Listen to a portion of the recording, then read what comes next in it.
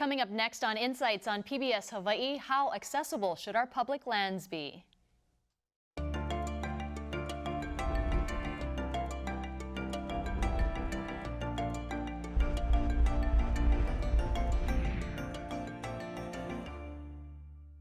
Aloha and welcome to Insights on PBS Hawaii. I'm Mahealani Richardson, your host for tonight's show. For many Hawaii residents and visitors, access to public lands is the gateway to some of the best recreation the state has to offer.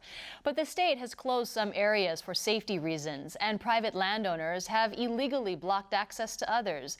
Is it ever okay to deny access to our public hiking trails and shorelines? Is it sometimes necessary for public safety? Tonight on Insights, how accessible should our public lands be?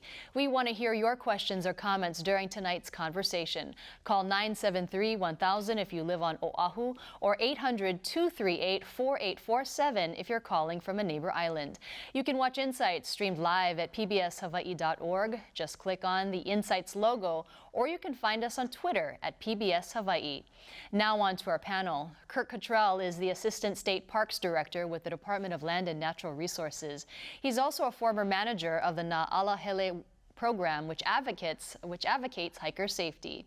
Captain David Jenkins is the Public Information Officer for the Honolulu Fire Department.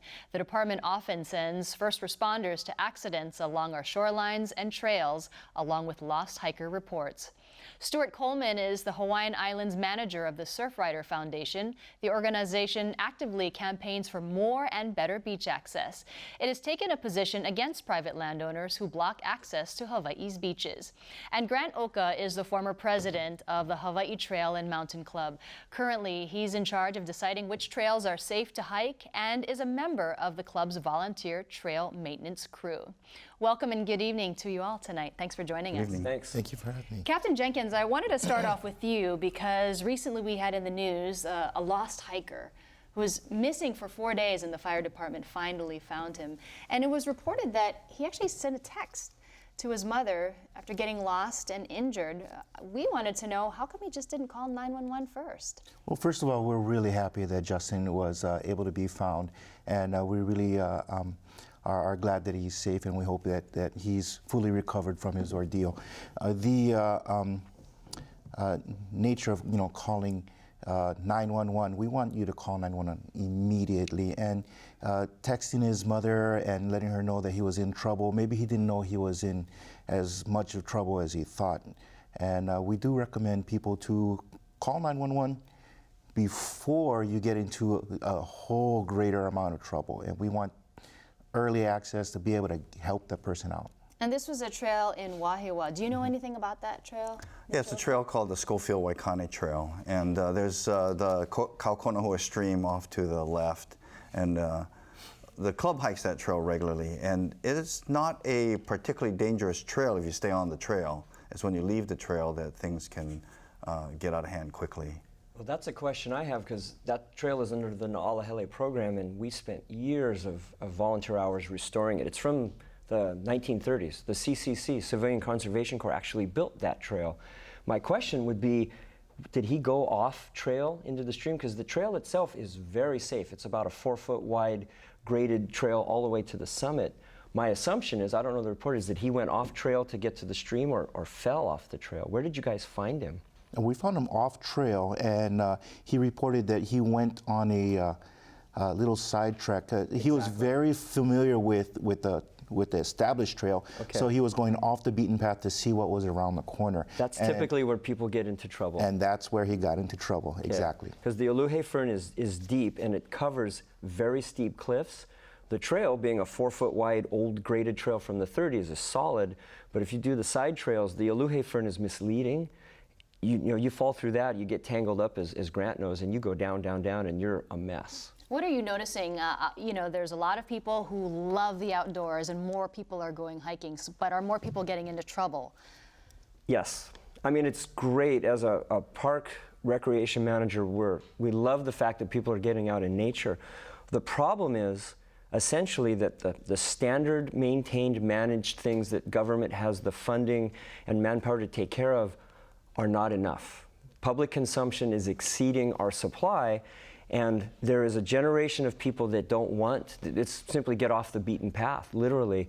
And as we'll probably talk about, social media contributes greatly. People want that next better photograph to do better than the other person's photograph, which means you go higher, steeper area, more at sunrise. It's looking for drama, for posting, I think is contributing to what the fire rescue guys have to deal with. Right. Mr. Coleman, are you noticing that too because of social media? And let's say Laniakea Beach, a lot of people going to that beach to look at those beautiful turtles. Right. As soon as it was deemed Turtle Beach, then it just kind of, went through the roof.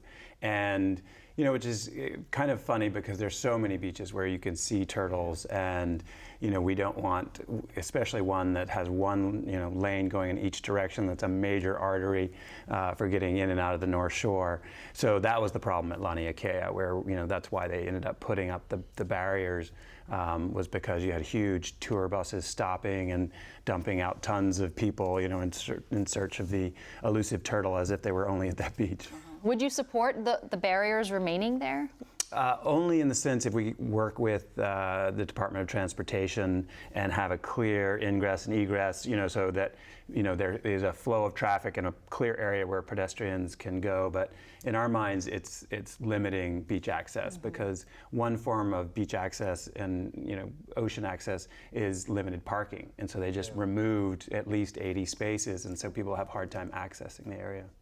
Captain Jenkins, there are other jurisdictions that, back to the trails and hiking, there are other jurisdictions that actually charge a hiker if they're found, or, that charge them a fee for the rescue. Would the Honolulu Fire Department ever consider that? The fire department is against charging for search and rescue operations. It could be really hazardous for many reasons. If somebody believes that they're going to be charged a large fee or a fine for search and rescue, they may delay on making that call. And even a short delay or a small delay can compound the rescue operation greatly. And you have several examples, right, of people who just did not want to call on the mainland, right? Well, in the research that I did in regards to this topic, there's been other search and rescue groups on the mainland that have brought up that topic, where people have avoided the search and rescue team because they were afraid of getting fined. There's people who denied being the person in need of rescue on the way down the mountain if they were able to find their way out, and the rescue team went up in the mountain, put themselves in jeopardy looking for that persons that were already safe. So it's a very sensitive topic where we really do not want to start that sentiment of charging for rescue. Right. What do you tell your members, Mr. Oka, when they're out there in the environment? Well, first of all, the topic of fines or expenses for rescue is very complex. There's no easy answer. What Dave says is absolutely correct, and what we tell our members is that preparedness is the key. Right? We always want cell phones, extra batteries. We want to make sure that people are hiking, not listening to music, want them to pay attention to what's going on. And obviously what Dave says is absolutely true. We're taxpayers. These are highly trained people that we pay for to stand by 24/7. And if you need help, these are the people to call. And I've seen instances where, a dog fell off of Olomana, and the man called fire rescue, and the fireman said, this is going to jeopardize our personnel. And the man was very understanding. He said, I understand. I would feel terrible if anything happened to these personnel for my dog, so thank you very much. And he said, whoa, wait a minute, what are you going to do? And he said, no, I'll rescue the dog myself. And it put these men in a very hard place. Yes, a very hard place. They cannot. Now they have to say, no, don't do that, because their primary purpose is to keep people safe. What about the liability concerns for the state? I mean, you've got these people who want to see these beautiful sites, let's say, the keyhole in Makapu'u, sure, but the state has this liability issue. Well, it's taken us 10 years, but I'm glad you brought that up, because that's the other 900-pound gorilla in the room. We've got public safety issues, but we also have putting the state at risk for lawsuits and having to pay out. The Act 82, which then was passed into law, created the signage authorization, for things like this. We have at state parks over 200 signs statewide that deal with either hazardous cliff, flash flood, falling rock, and the liability is covered if we have a state park or an Na'alahele trail where we've identified these natural hazards that we can't mitigate. You can't put up rails, you can't stop rocks, you can't stop flash floods. The beauty of this act, and it took the legislature 10 years, but it puts the burden and the duty on the user to make a choice. They look at the sign at the trailhead and said, I'm entering an area that has hazardous cliffs. They're making a conscious choice to then proceed. The signs are now vetted, and with the law in place, basically, if they fall off the cliff, the state does not have liability.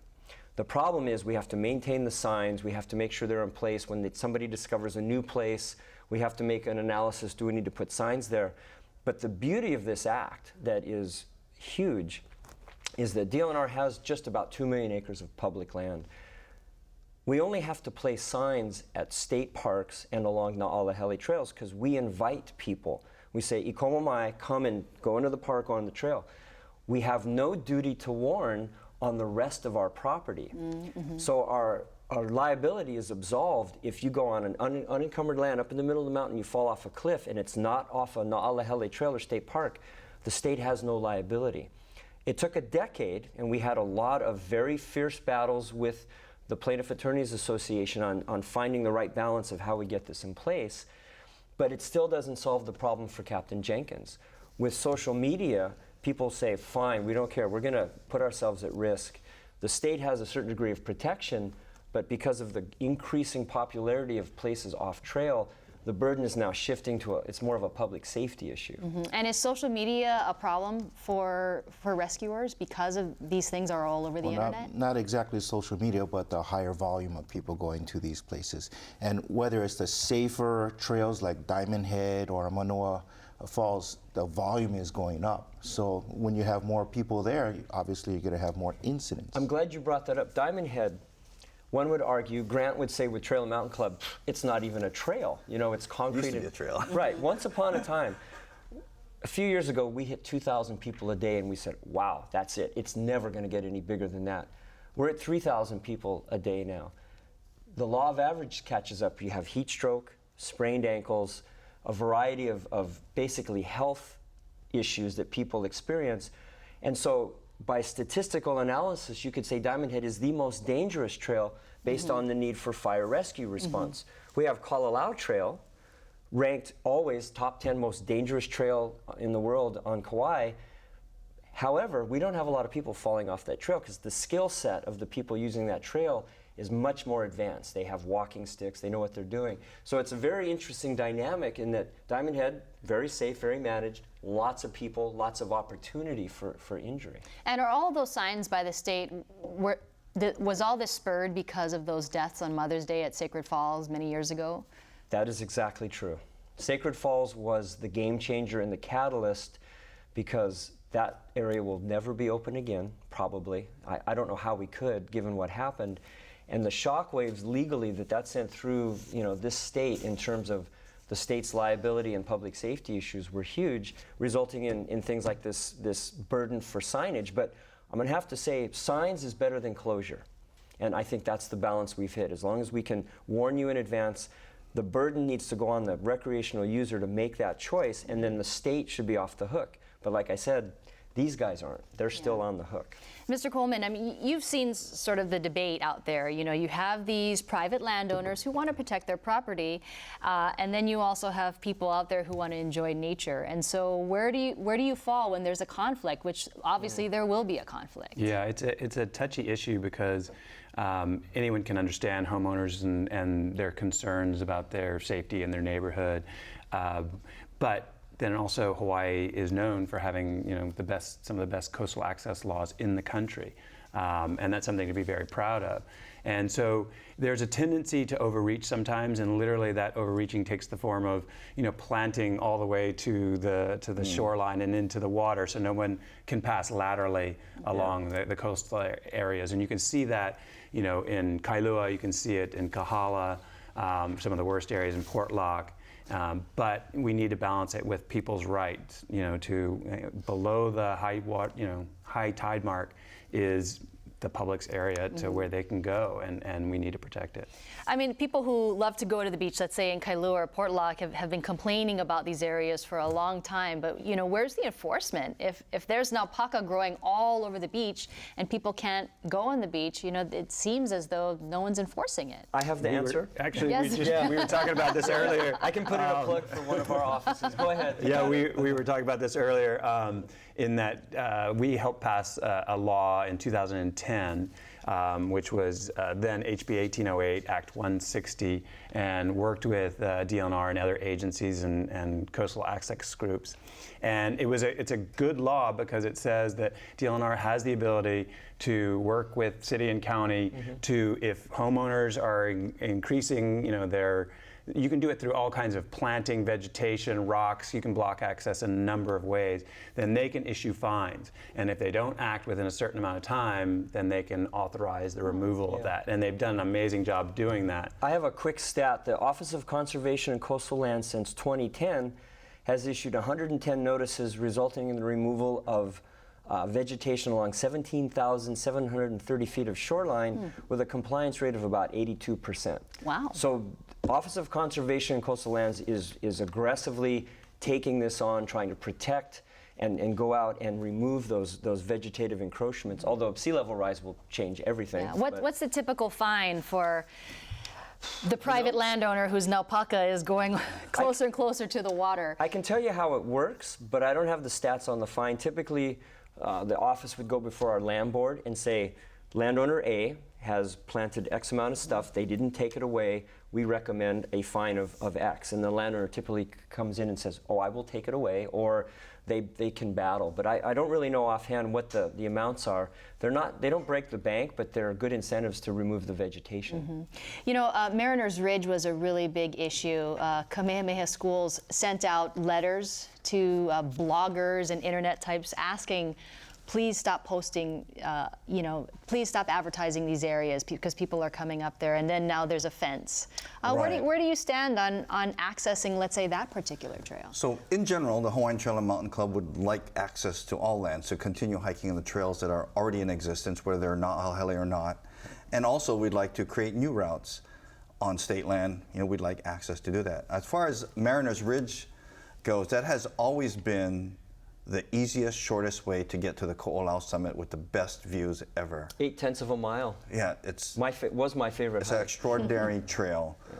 Early in the early 2000s, 90s, you could maybe see 10 people on that trail on a Sunday or Saturday.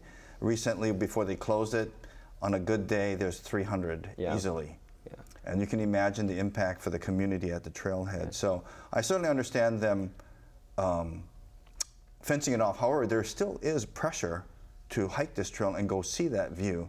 There's a lot of pressure, and I think the Hawaiian Trail and Mountain Club has relieved some of that pressure by working with the landowner, and we have permission to lead group hikes, our Trail and Mountain Club hike on that trail. So it relieves some of the pressure. And with permission from whom? Kamehameha Schools. Kamehameha Schools, okay. Yeah.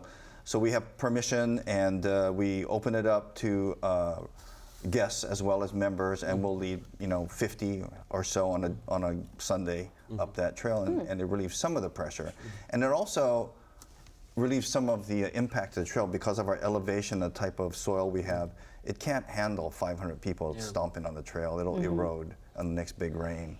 You know who had an interesting perspective is former Mayor Peter Carlisle, who openly says that he lives along there, That's right. but he also actively hikes there. And it's interesting when I spoke with him because he said he kind of sees it from both ways. Yeah. He wants to access the trail, but at the same time, you have these hikers who use neighbors' garden hoses to wash their shoes, or they're using the bathroom on their lawns, and so you can see that there is going to be a conflict. I have a quick insight that is reoccurring itself over and over again, particularly on Oahu. And we have fairly good access laws that have required access. Like, for example, Chapter 46 requires that Mariners Ridge should stay open because when a developer subdivides property that is abutting areas, and it's really quaint language that has areas for hiking, hunting, fruit picking, and tea leaf sliding. Who goes tea leaf sliding? But it's still in the books, which is cool. And I worked with, when I was with Naʻalehele, to reopen Mariners Ridge because they were going to get fined by the city because of sediment, and we rerouted the trail and did stuff. However, the problem is the areas have become so popular. Ice ponds in Kalihi, Monowili Falls in Monowili, the Lanikai pillboxes, Mariners Ridge, all of those things have the same problem: no parking. They're abutting typically people that live there. And Lanikai is an interesting example. That was private land purchased by the state when Representative Jackie Young was in place to stop a house from being built. The state didn't know what to do with it, so they gave it to the trail program and go, oh, it has a trail. Now the residents are going, you should close the trail. And we're thinking, maybe you should have built the house up there because you wouldn't have the dynamic. But all of these places are getting loved to death, and there's no supportive infrastructure to handle the people. Even at Laniakea, that theme keeps reappearing over and over again. There's erosion and damage from people, but it's their ancillary cars and where they go to the bathroom and what they do with their dogs that's really causing the tension at Mariners. People would go wipe their muddy feet on people's lawns.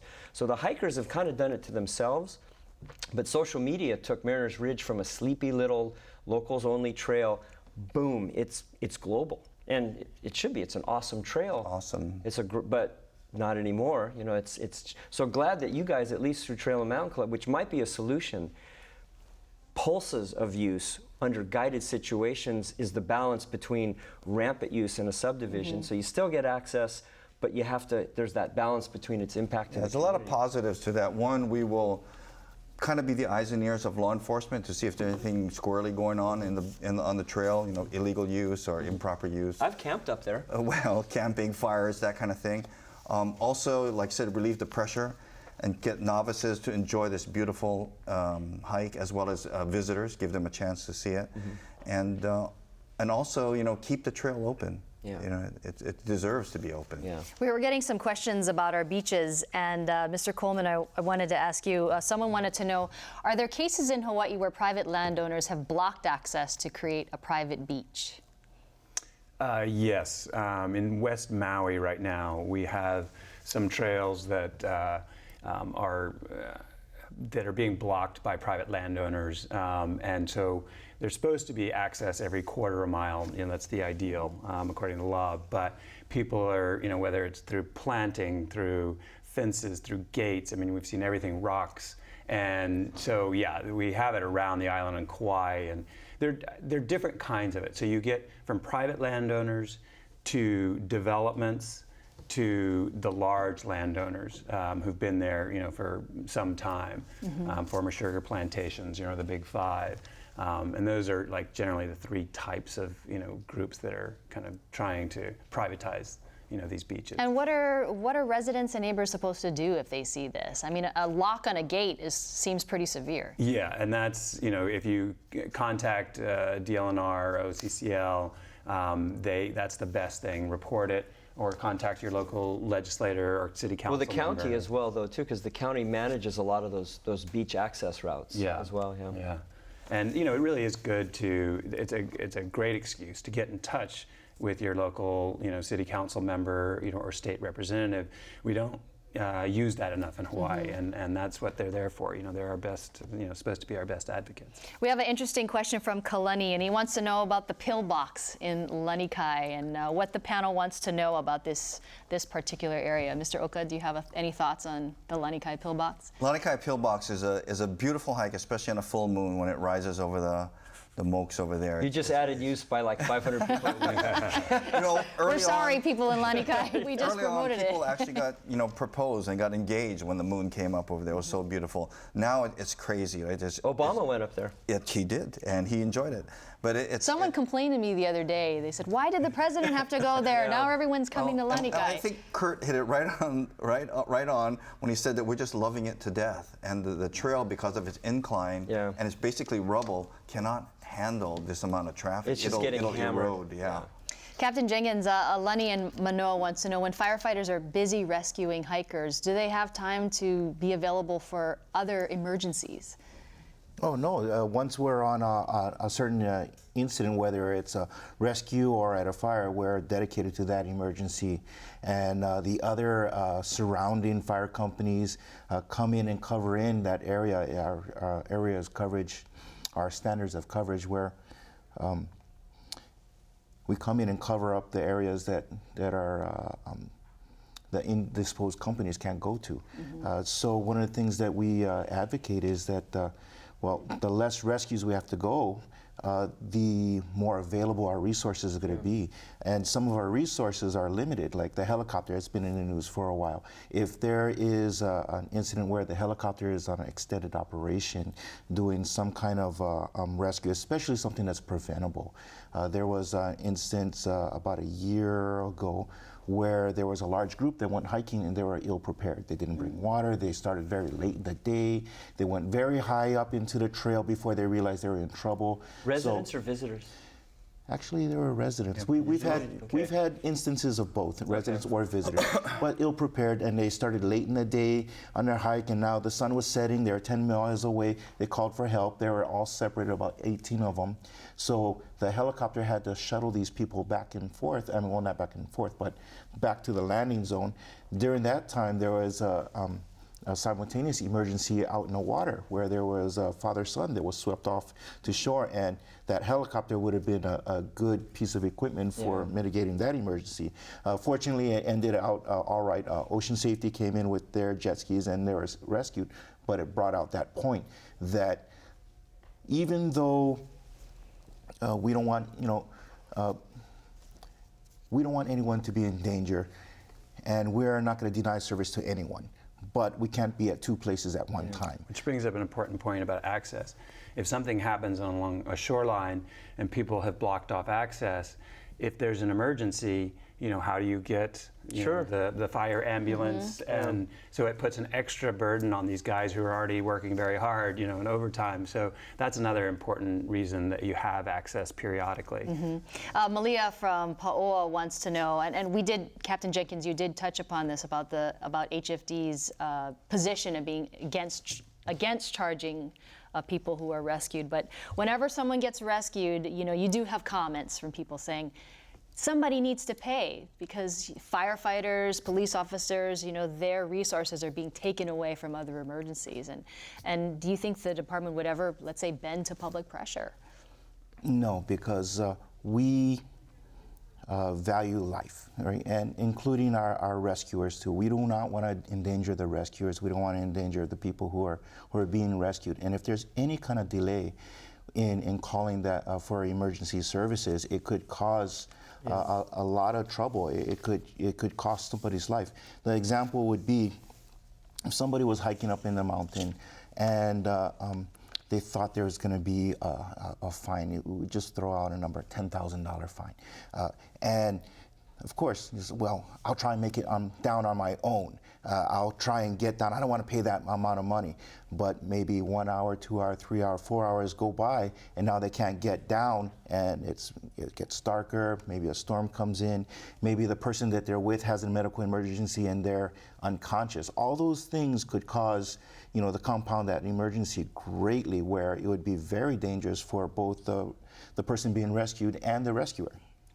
Well, tonight we're talking about reasonable access to Hawaii's public lands. Please call, email, or text your questions and comments. Call 973-1000 if you're on Oahu, and 800-238-4847 if you're on a neighbor island. Let's talk about trespassing. And, there are some trails that people love to go to. I'll use that service road up Hanauma Bay, and it says... Good example. No trespassing. There's a gate right there, but everybody goes over it. I've seen moms with their strollers and little kids and babies. Are there certain trails that, let's say, the state just turns a blind eye because people like to access trails? Wow, you're really putting me on the spot here. Fortunately, that's I'll admit something. I've been up that trail with my kid and stroller. Yeah, me too. I go run it, but it's not a state trail. Frankly, I don't really know who owns it, but the signage is partly to protect the landowner, to say, well, we told you so. There are some security issues with the communication stuff that's up there, but that's a real good example because it's so safe and it's so heavily used, and people generally behave themselves. So I think what you're really looking at is, while the signs are there, there's not a heavy enforcement arm to really make it stop. Where you have places like Mariners, where you have an engaged and very vigilant community that pressured the landowner to say, make this stop, and then they're going to call and say, there's people going up there. So it's a question of who's paying attention and the degree of risk and the degree of nuisance. So it's kind of a balance of those elements, yeah. Mr. Coleman, how can people who are landowners protect their property? Because the concern from their side is people are coming on my property and I don't like it.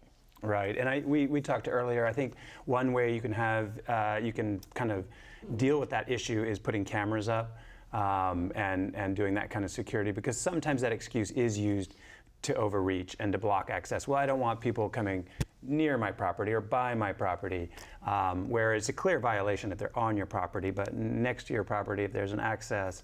And one of the things is the POSH rights, the Native Hawaiian rights that guarantee some of these trails are ancient trails, and Hawaii has done the bold thing and said that those are protectable trails, that they have certain rights. But under fairly strict conditions, like the state can regulate those rights, and it has to be undeveloped land, which is still a great thing. The PASH decision was huge and was precedent setting, but it still allows a certain degree of regulatory power. Otherwise, you'd have chaos. Absolutely, and one of the things that I would advocate is, on the planes coming over and the videos, and this is something Hawaii Tourism Authority, embrace Native Hawaiian values and history, and teach and have a code of behavior, because I think people will follow it if you give them the lesson and the reasons and guidelines. Generally, people are going to be law-abiding. You touched on something really important, and that's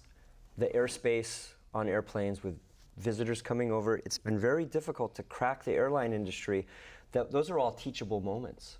An 8-hour flight, you could download a lot of information and do the preventive maintenance we talked about earlier before they get off the plane.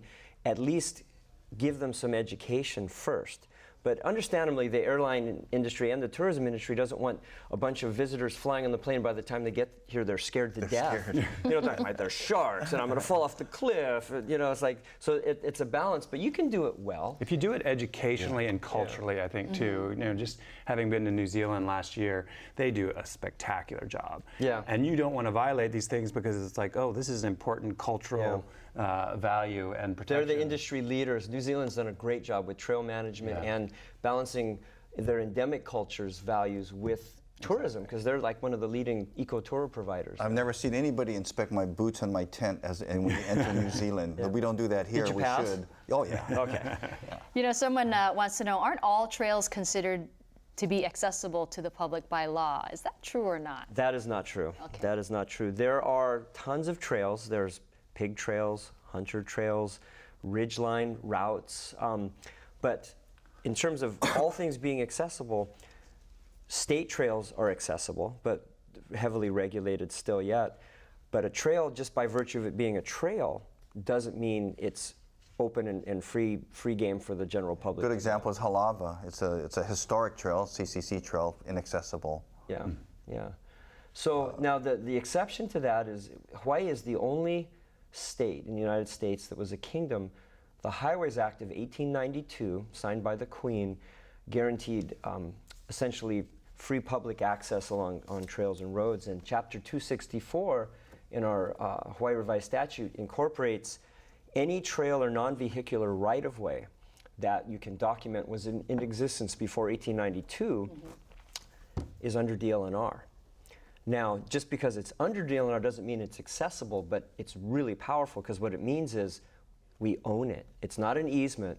The tricky part, though, is finding it, because trails from the 1800s, while you may have a map that says there was a trail here, and the recent court case on the Haleakala Bridle Trail is the most recent example where that trail was in existence way before 1892. I think it's the one Mark Twain rode on when he visited, but it went through a lot of litigation to reopen it, trying to figure out where it is and what's the route. So, but we're the only state that has that, but it applies only to ancient, historic trails. Someone wanted to know about boaters. Leilani, her question is, some beachfront owners have dredged sand right onto their backyard so that they can dock their boats on their property. Have you seen that in any of the cases that you've looked at? I haven't. We haven't been notified about that, but perhaps Ask the caller to figure out who it is. So you didn't say specifically where it was. Have you seen anything like that? No, not me, no. No, and that's something that the Honolulu Fire Department wouldn't be concerned about. You're just concerned about making sure people are safe and rescued. Yeah. Right? Emergency mitigation and prevention, yeah. You know, let's go back to this agreement that you have with Kamehameha schools and allowing limited access for a small group of people onto Mariners Ridge. What did you make of the fact when Kamehameha asked bloggers and internet folks to stop writing about these types of trails? Is that going to help? It will. I think that's one of the reasons to continue what Kurt was talking about trespassing, is that when it goes on social media, the club will not go on the trail if the landowner says, no, you don't have my permission. However, a trespasser will. Yeah. And as long as people you don't have a community at the trailhead, nobody will stop a trespasser. Right. A trespasser will pretty much hike the trail whenever they want. And that's kind of the problem we're having as a hiking club is why should anybody join the club when we can't hike the trails they want to hike, when they can go just walk on it themselves. So, the trespassing issue is almost makes the club almost irrelevant unless we actually get permission from the landowner. Then we can get novices, we can get visitors, we can have a controlled access, we can be eyes and ears for enforcement, we can maintain the trail, and we minimize the environmental impact on the trail, the erosion. But unfortunately, most landowners don't see it that way. They say, no, nobody goes on this trail. I think you can also, educate those bloggers, the biggest ones that write about Hawaii and these trails, to try to get it at the source before it goes out there, and say, if you want to have access to these things and, be welcome, register with, Hawaii Tourism Authority, and we can give you the best cutting edge information about, some of these stuff. They're always going to want to, one up their competitors, but at least there's education going out there saying, like, no, this is not legal anymore. If someone reads this, they're going to blame you for pointing them in the wrong direction. Yeah, but Sacred Falls has been closed for 16 years. We issued 150 citations last year. Half of them were from out of state. That's just when our enforcement guys are there. So I think people still heavily use. They still heavily Sacred Falls. use it. They're rappelling down it. You look at the social media sites. We recently, trying to fight fire with fire, because social media is the game changer. There's no boundaries anymore. So we put a QRC sign that if you download it on your phone, it hooks you up to our Vimeo of about 8 minutes long, showing the history of what happened up there, how many people died. It interviews county rescue guys. It has an enforcement guy actually issuing a citation to a couple that were going by while we were filming. And because of the technology, we've recorded 67 hits within the span of 2 or 3 weeks since we put it up. The sign is in an area that's you're already illegal. That's within a few weeks. Those are the people that just downloaded the video. Now, what we don't know is whether or not the video was successful.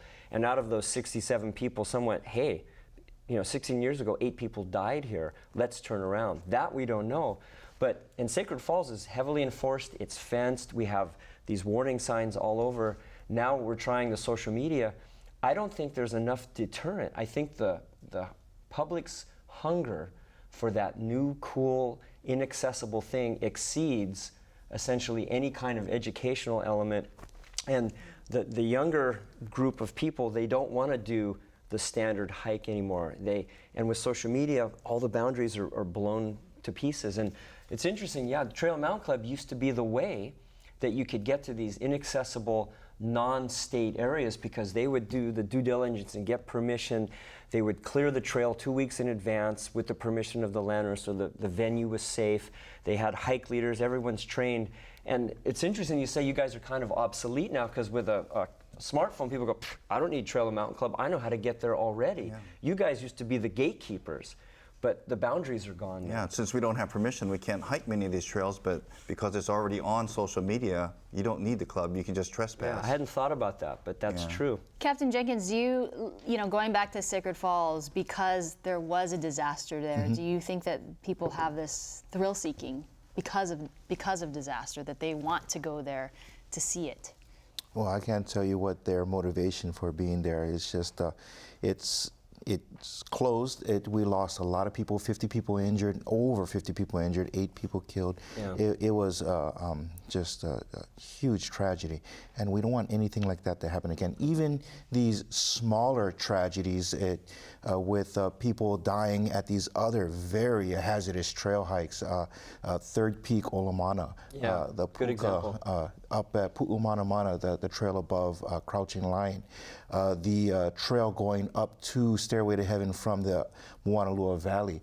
All of them very hazardous, especially to people who are novices and get this education or get the enticement from the social media or from anywhere, wherever they get their information, but they're not trained. They gotta try it anyhow. They have that fearless mentality. Well, I just want to go there and say I did it once. It's something that we don't want to happen. We don't want to have to be picking up bodies off of these trails and risking people to go up and rescue these people. Though we will go, and there's people who volunteer to go as well, and those are another group of people putting themselves at risk. So, not to keep beating that drum too, but it's, I think, more powerful than a legal, sign that says, don't do this, is the cultural kapus. I think people are less willing to violate that. It's like, that's not acceptable. Yeah. That's not pono here. We integrated that in our little piece on Sacred Falls because that is a very significant cultural site.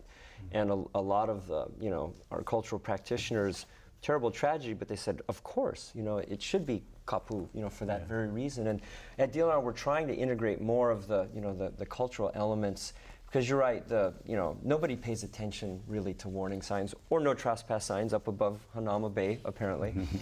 So Don't look at me like that. I'm not the only one, okay? Reckless mothers with their children.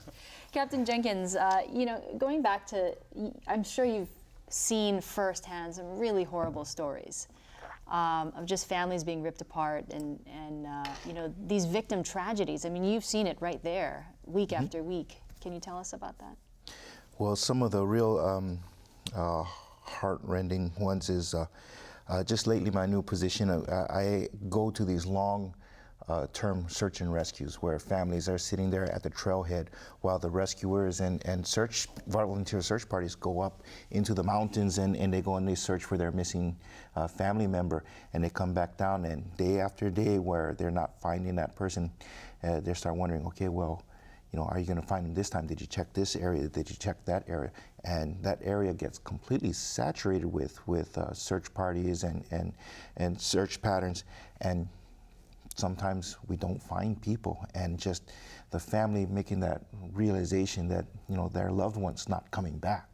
And that's just heartbreaking to see the family go through that transition of first that desperate fear, okay, what's wrong, you know, where's so-and-so, and then to that part where they're starting to realize that, hey, he might not come back, to that desperate grasp, maybe they're somewhere else and they just haven't called home yet, they have amnesia. Just seeing that whole process with the family, not just the person who's missing, but the family that they leave behind, is just tragic.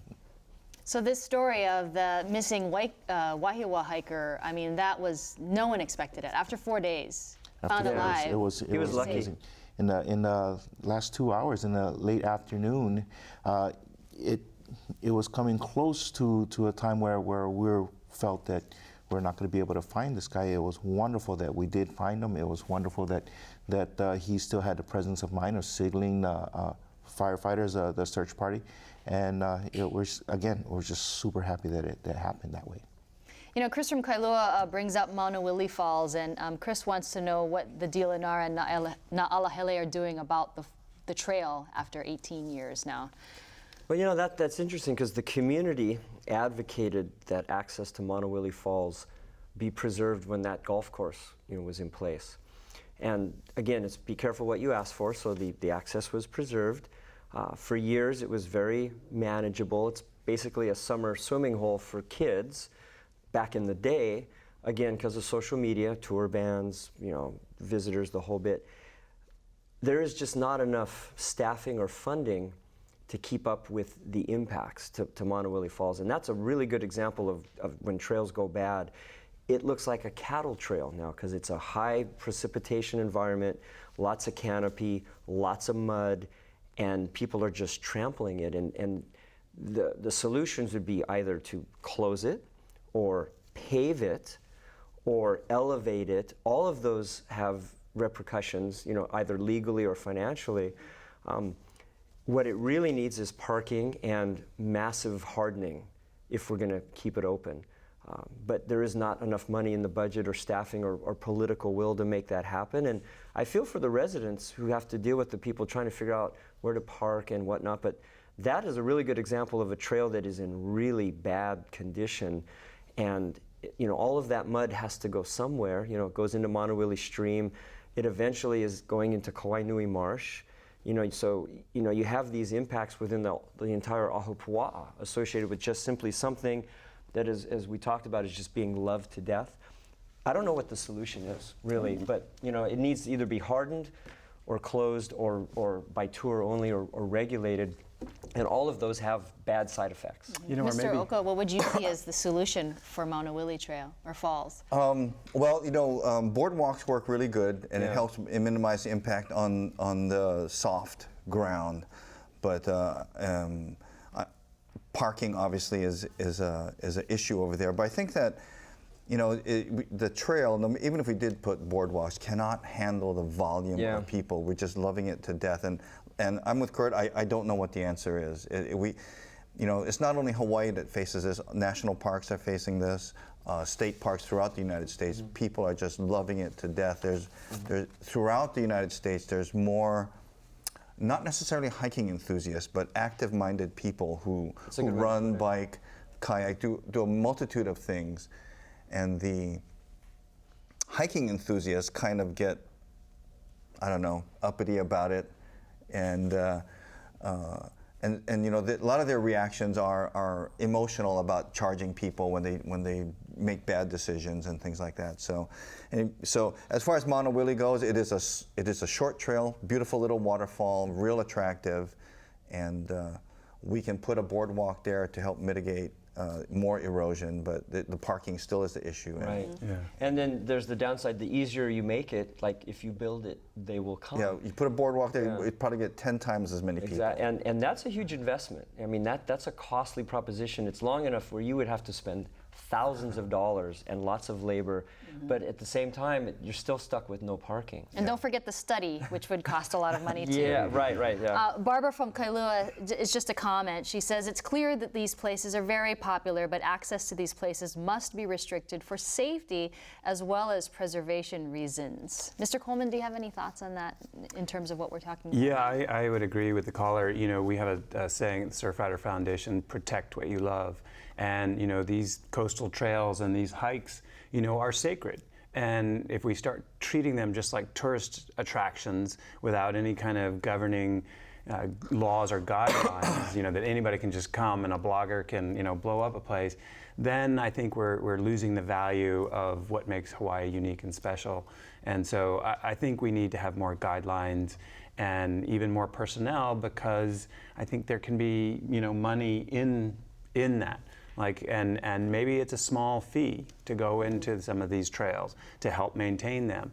But I think we also need to empower, clubs, like the Sierra Club and your club and Surfrider Foundation on coastal issues, because they're the ones that are doing the active protecting of these areas, and get them involved with the state, with HTA, to come up with some solutions. Where does the personal responsibility come, not only in safety, but just in the environment as well? I mean, you go to some of these trails or some of these beaches, you see plastic bags everywhere, you see trash everywhere. Not anymore. Bags are banned. Yeah, no, we'll see about that. That might be a whole nother show. But where do you stand on that? Where's the personal responsibility? Yeah, I think that's something that we really need to have a lot more of, because we come and we've done an old style form of tourism, but as Kurt mentioned, we have ecotourism now, and we need to again educate people about the values and the importance and the sacredness of that, And so that means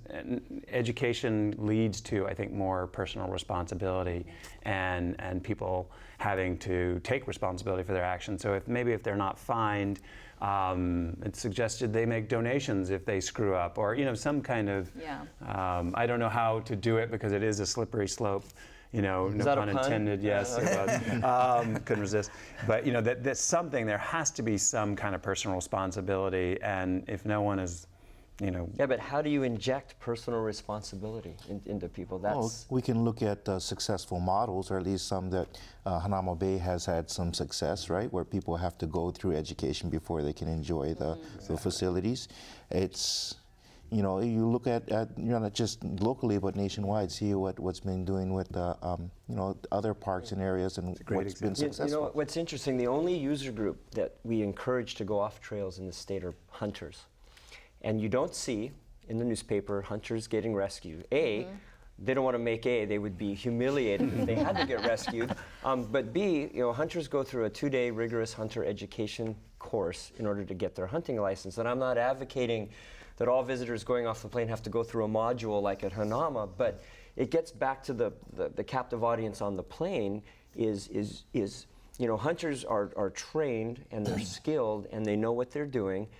And so you don't have to worry about them. But the visitors coming in don't have the benefit of that same kind of understanding. I've explained to visitors from Germany that you can get hypothermia on the top of Kuli'o'o Ridge in January if you're in the rain wearing a t-shirt. And the guy's going, but I'm from Germany, we have glaciers. And I said, have you ever been wet in a 40-mile-an-hour trade wind for an extended period of time? You can get hypothermia. Visitors don't even know that. They come here, and I don't want to bash the tourism industry, but we don't do a good job. We promote us very well, but we don't fill in the cracks of the personal responsibility and the things that we talked about earlier, of things you should know, that kind of thing. And Hanauma Bay is a really good example, but that's a really costly and highly regulated method of moving people into a resource. Yeah. But it comes back to an idea of education. Yeah. And I've been talking with Deborah Ward with DLNR, talking about putting some kind of coalition together, at least get the stakeholders at a table talking about the issue of hiking safety. And it comes down to a lot of prevention through education. And we're looking at, okay, who's the customers we want to address. And visitors is a large section of that. Sure. So it behooves the visitor industry, which would be a stakeholder, to have their people, the customers educated in the air, right in the air, at the hotels, the tour guides themselves. Get the education while they're still in their hotel room before they get to the trailhead and they see the sign, beware or no trespassing. Because once you're at that sign, at that trailhead, well, I just drove from the hotel. I'm not going to go back to the hotel. They need to know the great places they want to go to before they get there. Have an idea. All the tour guides involved in this, get them all on the same page of the kinds of things we want them to know. All the hiking safety precautions, even if it's at Diamond Head, there's some few things that they should know. We do be that. aware I mean, of. we're the Diamond Head. They're heavily vetted, but people go, yeah, fine, and then they go, and then they have a heart attack. They're smokers, or they're wearing shoes that have heels and then they trip, and so I mean, but you raise a really good point. I think it's a numbers game. If you just wanted to hit the visitors, I think the visitor industry needs to lobby hard, the airline industry, to partner up so that you can at least get that user group educated before they get off the plane. Oh yeah. And is there any education at all going on? I mean, those two industries are not here at the table right now, but are tourists getting educated in any way about this? You're shaking your head. I don't see much of it, and I think there's a big opportunity for more. There is about invasives. I think they deal with invasive plants. They do. They have that on the flights. But just having hiked Diamond Head, just my nephew was in town, and so took him there. Did you stop at our gift shop? Did you buy it? I did not. But that's one example of it used to be be free, and you could go in there. But I think people are willing to pay $5 for parking. We're a cheap date. Yeah, it's a cheap date because then there are billboards, and I saw that people are actually reading them. Yeah. You know, not billboards, but those educational. are interpretive devices. Yes, you know, and facilities, and people are willing, especially visitors, to pay for some of those services and to get educated, and they will do that. So I think maybe more of that. That's a good model. But I like also the idea of getting all the stakeholders at the table, because there are certain gatekeepers that can educate the masses, you know, at the hotels and bloggers and travel writers. Yeah, I think sometimes when tourists come and for trails, you know, they don't quite understand or realize that rocks are supposed to fall down. So you really don't want to stand underneath cliffs. Yeah. Mud is really supposed to be slippery, so you really can't go hiking in slippers. Yeah. You know, they know that on some level, but on a different level, they think this is Hawaii, this is Disneyland. Right. And I think that the education for our tourists, they need to know what they're getting into. When they step on a trail or into the ocean, there are hazards there that will become life-threatening if you're not prepared or you make bad decisions. And those are some things that you see all the time. I mean, it's got to be countless, right, Captain? Oh yeah. We see people doing some real silly, hazardous things in rubber slippers and inflatable rafts to go and catch the surf at Sandy Beach and things like that. Or even jumping off a rock in the stream and going head first into a pool, and they have no idea how deep it is. Yeah, they didn't scope it out. Yeah. And you know, there's hazards there. So these things are not dangerous. The trails are not malicious. They're not out there to hurt you, but there are hazards there. And if you don't pay attention and respect these hazards, it will become life-threatening. Well, it's been a really lively conversation tonight, and unfortunately we have to wrap it up. But thank you so much for all of your insights tonight. I really appreciate it. No, I feel better. Thank you for letting us in. Well, for decades, the idea of Hawaiian sovereignty has united Native Hawaiians hoping for independence. But the debate over what form of sovereign Hawaiian nation takes has been divisive. What does Hawaiian sovereignty mean for residents of Hawaii? Could all groups agree on the logistics of a sovereign nation? And what would it take to achieve Hawaiian sovereignty? That's next time on Insights on PBS Hawaii. I'm Mahealani Richardson. Ahui ho.